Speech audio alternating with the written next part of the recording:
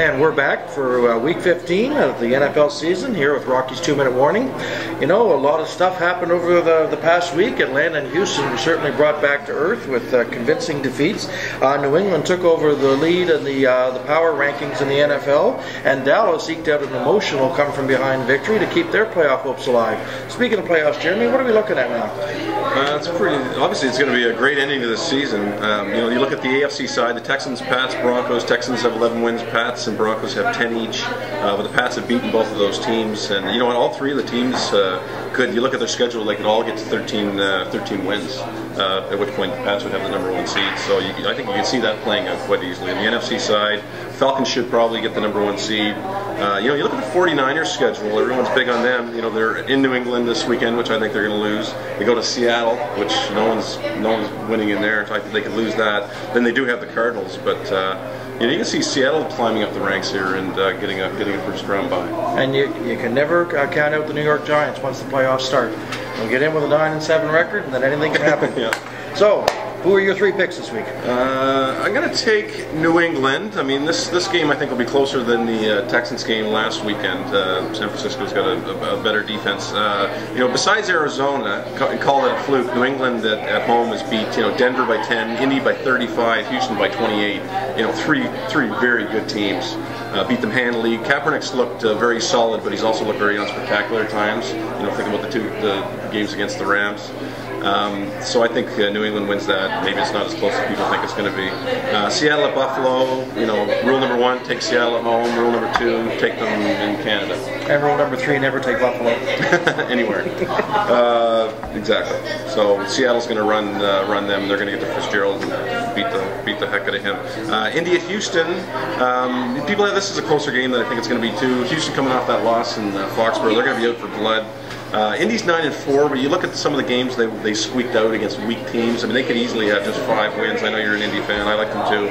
They've got a beautiful schedule because of their terrible season last year. Exactly, yeah. So I just don't think. I think they're going to find out what the class of the division is, and Houston's going to run all over them. Yeah, I think you're probably right on that one. I got Minnesota over St. Louis.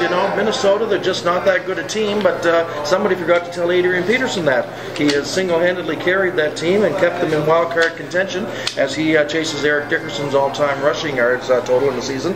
And St. Louis seems to only show up when they're playing San Francisco. So I'll take Minnesota by 7 there. Washington over Cleveland. Now this game is going to be a little more interesting than people would have thought at the beginning of the season. Cleveland's starting to come into their own, looking like they're actually might be a team of the future, but the future does not begin today. Washington's a stronger team. If RG3 starts the game, it looks like he's going to. He will be injured, so how's that going to play out? I still think they got all the weapons that they're going to need to take Cleveland. And my other game is Atlanta over the New York Giants. Atlanta was brought down to earth last week. They looked vulnerable. They got something to prove. The Giants this is a team that Atlanta's going to have to get by with the playoffs on the horizon. They got to show that they've got the capability of doing it. Atlanta has almost no running game, but they can air it out with the best of them. And I think Atlanta's going to win this game by 3. And with a New York Giants loss, a Washington victory, and a Dallas victory, you will have a 3-way tie in the NFC East. Right. So, our game of the week is Denver and Baltimore, and you've got Baltimore. Why? That's what I'm asking myself right now. I'm going to pick apart Denver a little bit. Everyone's on the Denver bandwagon right now. They lost. They played. Basically, look at their schedule. Early in the season, they had the good teams they played against. They played Atlanta, lost. Played Houston, lost. Played New England, lost. They're in a terrible division. They've got 10 wins. The other 3 teams in their division combined have 10 wins. Okay. Baltimore can be a good team at home. They beat New England, don't forget. They trounced Cincinnati. New offensive coordinator, so maybe they're going to throw the ball around a little bit more. I don't know if that's a good thing or a bad thing. I don't know if put that in the positive or the negative column. Like I said, I think Denver's had a bit of an easy schedule. They lost the games against the good teams. I don't think maybe they're as good as people think they are. And you got to wonder just how much of an impact that's going to be. Switching gears in Baltimore, bringing in a new offensive coordinator this late in the season. They're telegraphing that they're going to go to a more hurried up, no huddle offense. So I guess we'll look for them not to use a no huddle offense at all. I think Peyton Manning has had that Cinderella season that he was looking for, that Denver was certainly hoping for.